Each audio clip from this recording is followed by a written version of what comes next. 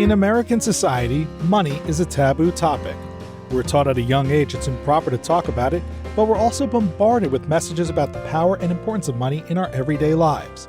And by not talking about it, we miss out on the skills and lessons we need to effectively understand and financially plan. That changes today.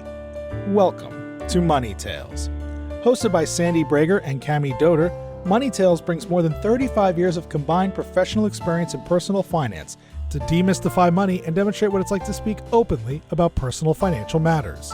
Join us each episode as they interview modern-day movers and shakers about how money decisions intertwine with their daily lives in order to give you better insight into productive financial conversations. Subscribe today and register for our blog Fathom at aspiriant.com/podcasts to increase your money mojo. And now, here's Cami and Sandy. Diania Merriam is our guest this week on Money Tales. In her 20s, Diania felt like she was wasting her privilege. She was an educated white woman in a first world country with a good job, yet Diania was living paycheck to paycheck and running up a mound of debt. She decided something had to change. Diania made a mindset shift and became a supersaver. She got creative and resourceful about meeting her needs and developed a brand new relationship with money. Today, Diania is the founder of the EconoMe Conference, a party about money designed specifically for the financial independence retire early movement, known as FIRE. She's also the host of the popular podcast, Optimal Finance, where she narrates articles from the best personal finance blogs on the planet. Here are 3 key money topics Diania hits on in this conversation. First, why it's crucial to focus on the gap between income and expenses because that's where you build your wealth. Second, why it's important to deconstruct some of those ingrained beliefs about money from your childhood if they aren't working for you. And third, what it was like to build new money habits that allow her to live below her means. We hope you share this episode with a friend, and please subscribe to Money Tales on your favorite podcast platform. Now, onto our conversation with Diania Merriam. Welcome to the Money Tales podcast. I'm Cami Doder. And I'm Sandy Brager. Cami, I wanted to share with you a conversation I had last week about money with a group of women. They were all female founders, and I was invited by a group that hosts them in conversation once a month to participate in one of their meetings and talk about the importance of talking about money. And of course, we did that by talking about money. Oh, I love this, Sandy, because I'm sure founders talk about money, but really in their business every day and maybe not think about it from the personal standpoint. That's right. We were able to go back and forth between personal, business, business, personal, because there is so much interchange there. We observed that many of the same drivers of productive personal money conversations also drive our business conversations. So really getting into our core values, our mission and purpose, and the goals that we're trying to achieve. There were probably 14 women who participated. We had group conversation. We split up into pairs and had one-on-one conversation so we could really practice our listening skills, which are such a big part of having productive money conversations. And there are a lot of ahas and connections drawn, including a question of, well, why are we having this conversation? Why do we as women need to have someone facilitate our money conversations? Why aren't we having them ourselves? So. Wow. I love that someone asked that. What a great prompt to say, yeah, you're right. Let's do more of this. That's right. It was fun. We kind of ran out of time. People really enjoyed talking on the topic of money. Sandy, that's great. I hope we get a chance to do more of those public events and get people practicing. I love the breakouts that you did because it's so easy to sit and listen. And then when you go try and implement, you realize, oh, this is maybe easier than I thought or harder than I thought. Exactly. Let's see if our guest today has any thoughts on this. Diania Merriam, welcome to the Money Tales podcast. Well, thanks so much for having me. Would you introduce yourself and share a couple pivotal moments in your life that really impacted who you are today? Sure. So I'm Diania Merriam, and I spent most of my 20s financially illiterate, like a lot of us. And I discovered the FIRE movement at 28 years old, and it really was a pivotal moment for me. I was so focused on my career in my 20s and climbing the ladder and increasing my income And this aha moment happened when I was trying to educate myself about money and dig out of the 30 grand of debt that I discovered I was in for absolutely no reason, just living beyond my means. And it really was a slap in the face when I realized that I had been chasing income. But what's even more important than growing my income was paying attention to the gap between my income and expenses. That is where wealth is built. And I did not know that. I just thought if I made more money, it would solve all of my problems. So that really set me on this journey of getting out of that 30 grand of debt in 11 months. And then from there, I started saving and investing about 60% of my income. And I retired from my corporate career at 33 years old. Wow. Diana, that's fantastic. We've talked a little bit about the FIRE movement. I was wondering if you could just define it really quickly for us. Absolutely. So it's financial independence, retire early. And it's really a lifestyle movement with the goal of financial freedom. I like to think of it as financial literacy on steroids because we're doing nothing different from what everyone should be doing in terms of money management. We're just being aggressive about it. So if you talk to most financial advisors, they're going to tell you to save, depending on your age, anywhere from like 10 to 20% of your income. I was saving 60%. I wasn't investing it in any like very special way. I was throwing it into index funds. I was fully funding my retirement accounts and throwing the rest into an after-tax brokerage. I ended up investing in my own business, but I wasn't doing anything special. It's just that my investing rate and my savings rate was much higher than norm. And so you just end up getting there faster simply because you're throwing more money at it. So when I hear you speak and others, I always want to say that you're catching fire because it sounds so exciting, but I think that might have a different implication. Diana, tell us about your younger years. What was it like growing up in your household, specifically around money? My mom was the breadwinner, and I had a stay-at-home dad that unfortunately passed away when I was 2. And so my mom was the breadwinner, and then all of a sudden she finds herself being a single mom. And she grew up at a time where her father expected her to get married and find a man to take care of her and did not support her going to college and fending for herself kind of thing. And I think that was a very formative thing for my mom. She very much rebelled against that. And so me, especially as a girl, I have a brother and I don't think she harped on him as much about this.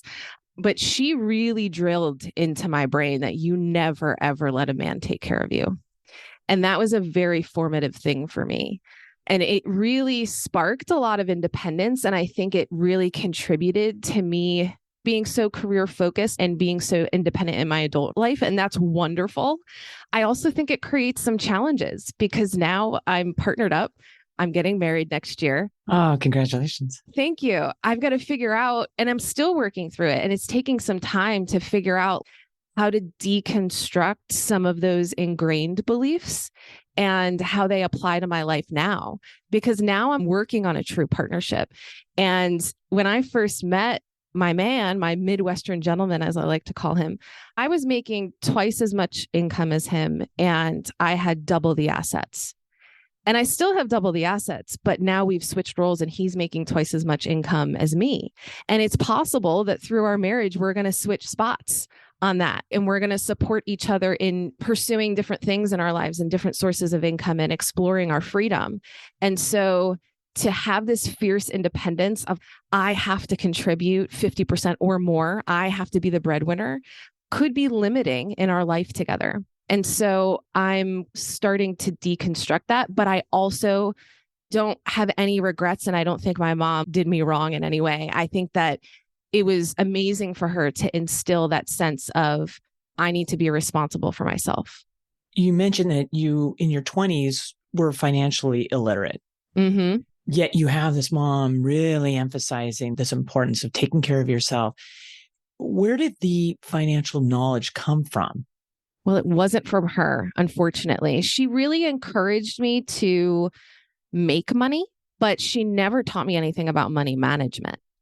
And I don't know how much, honestly, that she knew herself. I mean, she did obviously have to manage her own money. And we grew up in a very poor town. It was a 1 square mile Abbott district in New Jersey. So Abbott district means that most of our funding for the school system came from the state because the property taxes wouldn't be able to pay for it because it was such a low income town. And it was a very small school. I think there were like 500 kids in my school. And so we were kind of well-to-do in this small, poor town. So I knew that we were okay financially, but my mom was not very open about explaining investing and money management and managing debt. I didn't know anything about compound interest and how that works with debt and how dangerous it is to take on loans and all of that kind of stuff. Like it was just very silent. It was just very, if you just make more money, it will be okay kind of thing. I had to really learn that on my own at 28 years old after I made a ton of mistakes and discovered the FIRE movement. Tell us about that discovery and learning about money and creating wealth. You shared about how it shifted your habits about money, but how did it shift your mindset? So where it started was I was 28, that 30th birthday was looming. And I think 30 is a very pivotal birthday where you're like, what the hell am I doing with my life? Right? Just one of them, Diana, just one of them. You got plenty more left. Yes. And so I had this goal that I wanted to go walk the Camino de Santiago in Spain, which is a 500-mile trek across northern Spain. And I wanted to take off 2 months of work to do that. And it was one of those impossible goals. I couldn't wrap my head around how I was even going to take off from work for 2 months. I assumed I would have to quit my job. And so in my mind, if I have to quit my job, I need to like make sure that's financially feasible for me to not work for 2 months and cover myself for, I don't know how long it's going to take to get a job when I get back. Mind you, I graduated college in 2009, great vintage.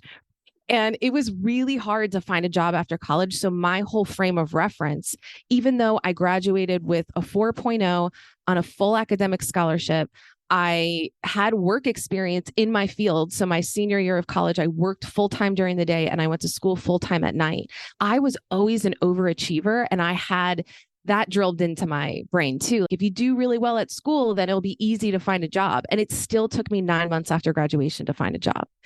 And so I just had in my mind that this is going to be hard. And so I needed to financially prepare if I was actually going to take off for 2 months. So that kind of got me poking around online. How do you figure out your money? I knew I wasn't managing it well, but I didn't know what that meant either to manage it well. And everything that I found about getting out of debt and coming up with a budget and just the really good pillars of money management, it was all in this tone of struggle. This is going to be hard. You got to eat rice and beans. You've got to buckle down and sacrifice. And like the tone of deprivation was very unappealing to me because mind you, I was living it up in New York City in my 20s. I mean, I was spending $2,000 to $3,000 a month going out. I mean, I was a party animal.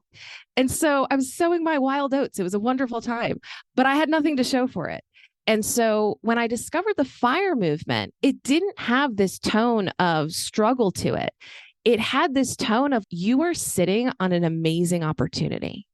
You are wasting this amazing opportunity. I really felt like I was wasting my privilege because I'm an educated white woman in a first world country and I'm living paycheck to paycheck. This was ridiculous. I was earning a fine income. It wasn't super impressive, but it was fine. It was enough for me to get out of that 30 grand of debt in 11 months and start saving and investing 60% of my income. And so I think that mindset shift was to realize that I am way less disadvantaged than I thought I was. I had an incredible opportunity in front of me and I had the freedom that people dream of. I didn't have any kids.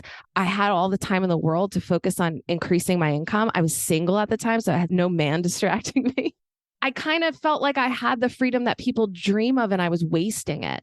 And so having my eyes open to the opportunity in front of me really motivated me to make some big changes in my life.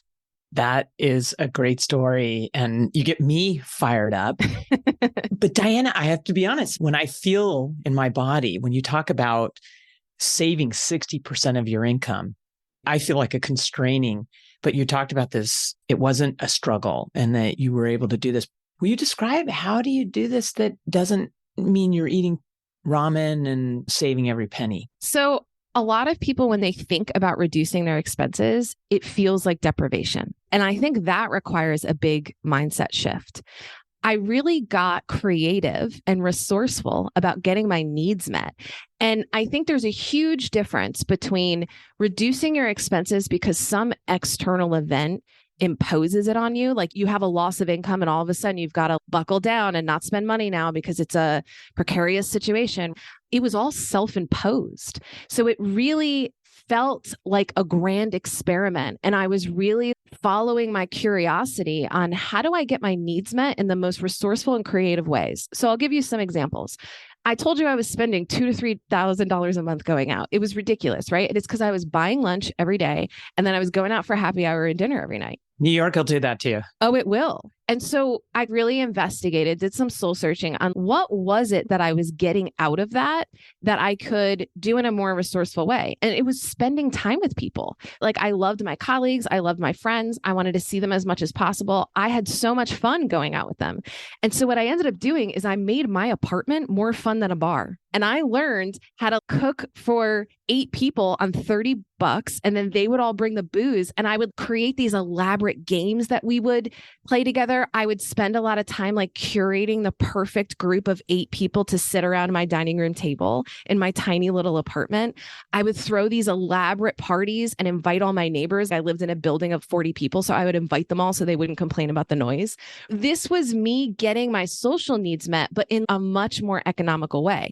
Same thing with food. I was eating out a lot. So I just started cooking every meal that I ate and bringing my lunch to work. And I think the mindset shift around a lot of people say, oh, like, I don't want to cook for just me. It feels like such a hardship to have to cook every meal. I had to switch my mindset on that and say, this is a first world problem. The fact that I have access to a grocery store and that I'm physically able and capable to cook my own food should be celebrated. It shouldn't be seen as a hardship. And so I tapped into this level of creativity around cooking. And I got myself to the point to this day, I cook almost every meal that I eat and my food is better than what I can get in a restaurant. Humble brag. I'm really good cook and other people get to enjoy it too, because I still host dinner parties all the time. I still cook for everyone around me. I still invite all my neighbors over. Another thing is clothing. I've never been that much of a shopper. My thing was really going out, but I was surrounded by women that were way more fashionable than me. So I would host these clothing exchanges where everyone would clear out their closets, come to my house for an afternoon of like mimosas and music, and we would swap clothing. And I would walk away with a closet full of free clothes that were way better than I would ever buy for myself. And so all 3 of these examples to me are ways that are creative and resourceful in getting my needs met, but they actually turned out way better and way more satisfying than just swiping the credit card on convenience. I had way more fun during those clothing exchanges than I ever did going on Amazon and looking for like a new dress. It's not just about reducing your expenses. It's almost like, how do you do it in a way that is going to be even more satisfying so that it doesn't feel like deprivation? And then also approaching things with a degree of gratitude. If you are so grateful for the amazing material abundance that you already have, it curbs the desire for more. And that's a hard thing to do in our consumerist culture. But I've found for myself, it's just been game changing and being able to, again, save and invest 60% of my income. And I love all these examples, and you're really bringing this mindset change to life and the creativity you brought to it. Tell us what it was like as you were making these changes and you were beginning to see that credit card bill go down in balance and ultimately wealth being created. I would say in the beginning, I was pretty extreme. I treated getting out of debt like my hair was on fire. And so it was every single dollar was monitored. And I was doing it all manually because I didn't want to automate anything because I wanted to build a level of mindfulness and awareness around my money that I never had before. And so by tracking all of my spending manually, by going into my accounts every 2 weeks and looking at my money, seeing how it compared to my budget, paying bills or paying towards the debt, every 2 weeks when I was paid, I would go in and follow. I had a debt reduction calculator that would tell me every month, every 2 weeks, what I need to pay to what cards and what debt. And I would go in and do it manually. And it really made me hyper focused on my money. Now, as time moved on, I definitely have relaxed a lot more. I don't even budget anymore. I'm even lazy about tracking my spending, but it's because I built the habits where I live way below my means. And so as you grow that gap between your income and your expenses, I feel like the hyper diligence becomes less and less necessary. And now you get to start to relax and feel peace around your money because you've got it in a place where you're not worried about overage charges or missing a payment. When you're not living paycheck to paycheck anymore, you feel a little bit more at ease around it. And now everything's automated. I look at it now in a different way because I've combined finances with my fiance, but that's a different scenario that I'm in. But I will say that I'm much more relaxed about my spending and I don't even do budgeting. Everything's automated. It's totally fine.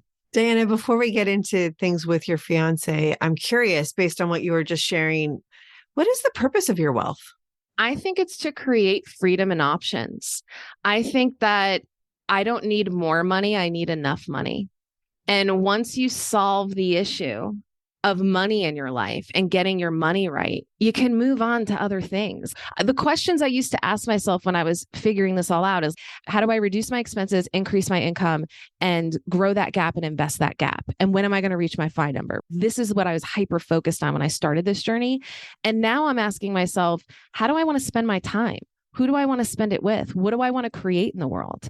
I just think that money was such a hyper focus for me for so long. And now it's just a tool. It's just supporting freedom in my life. And I think so many of us want that material abundance that money can bring, and we'll never experience the kind of time abundance, relationship abundance, creativity abundance. That is what can come into your life, I think, when you're not so focused on the material abundance. I have bought time and space in my life. That is the purpose of my money. And now I work 4 hours of paid work per week. I just feel like I live a very luxurious lifestyle of freedom because I just don't have to worry about money anymore. That is powerful. Diania, tell us more about your fiance. You mentioned coming into this relationship, having more assets, more income. And then you said it's flipped on the income side, and you project that that will likely go back and forth throughout your life together. Describe how you two communicate around money.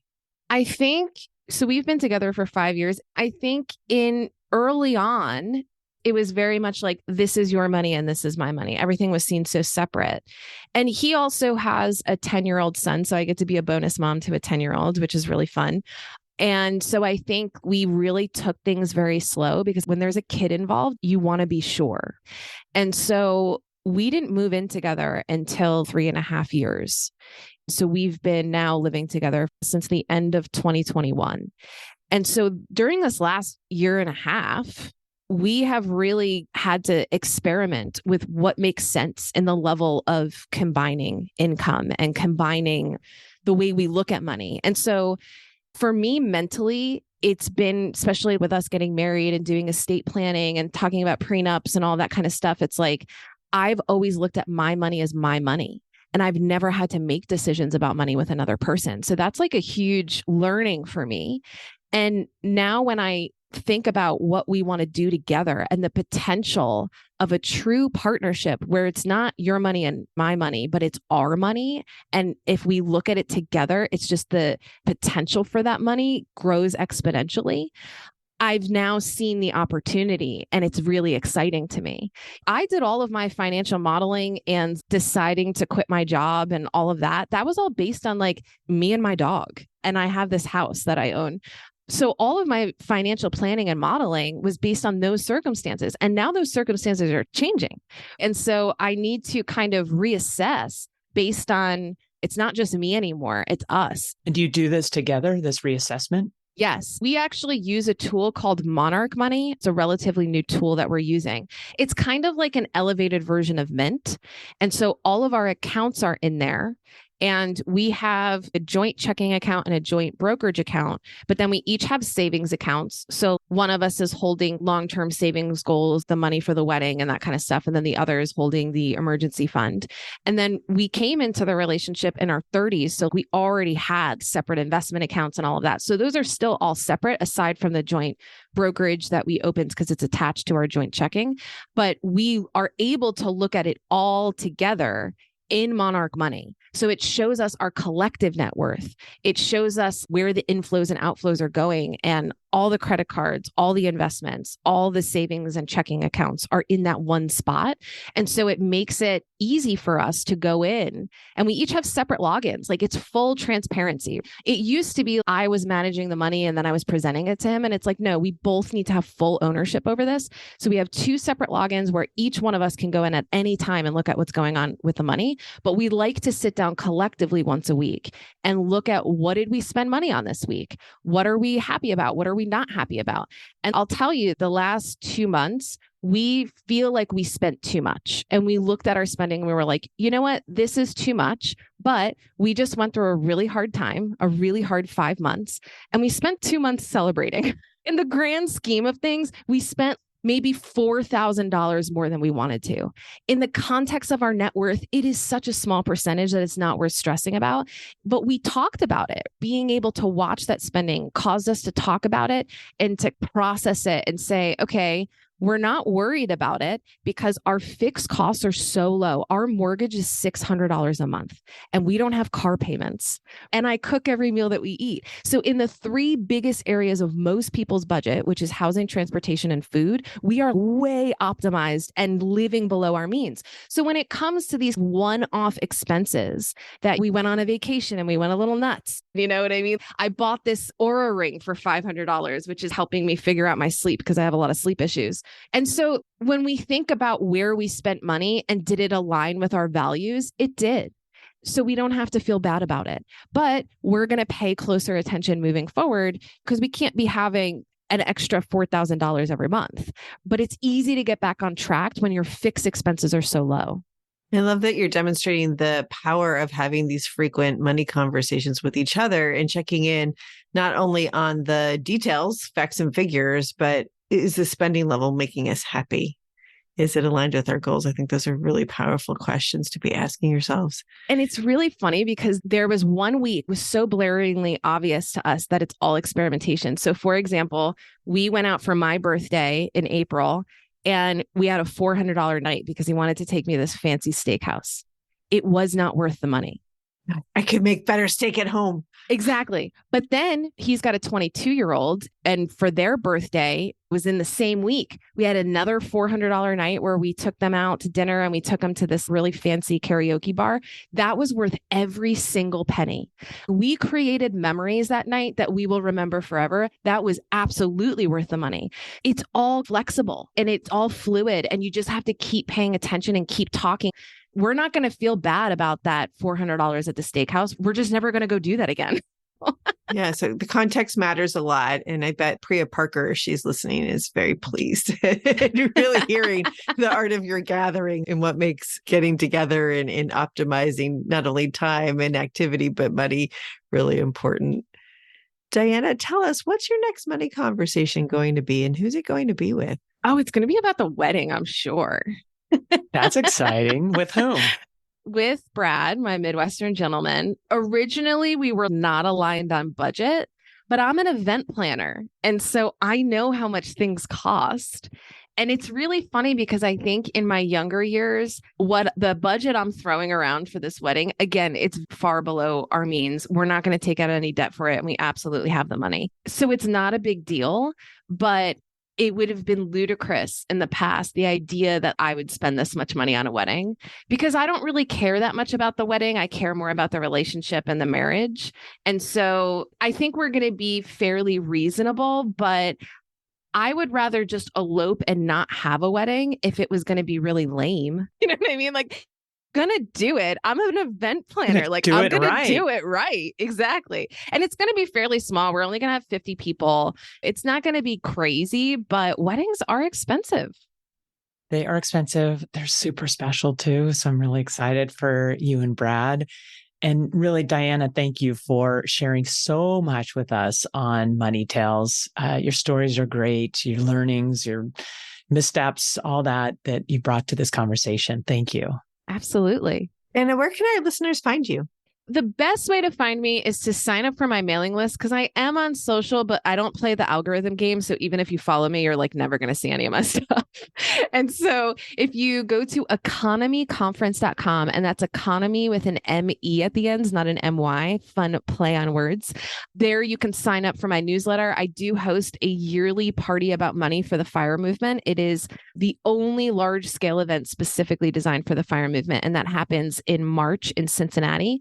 You can learn about that there, sign up for my list. And then I also host a daily podcast about money because clearly I like talking about this. It's called Optimal Finance Daily. And you can hear me read personal finance articles from popular bloggers. And then I offer about 300 words of commentary on every episode, 10 minutes or less every single day of the week.